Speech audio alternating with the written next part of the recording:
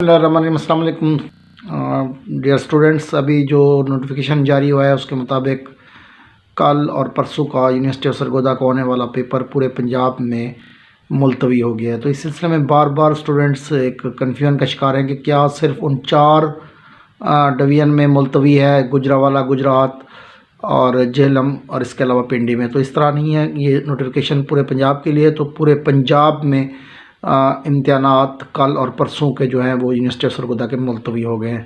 تو آپ سے یہ ریکویسٹ ہے کہ آپ اس ویڈیو کو زیادہ سے زیادہ شیئر کریں تاکہ کوئی اسٹوڈنٹ کل کنفیوز نہ ہو اور کوئی اسٹوڈنٹ جو ہے وہ غلطی سے ایگزامینیشن سنٹر پر نہ پہنچ جائے۔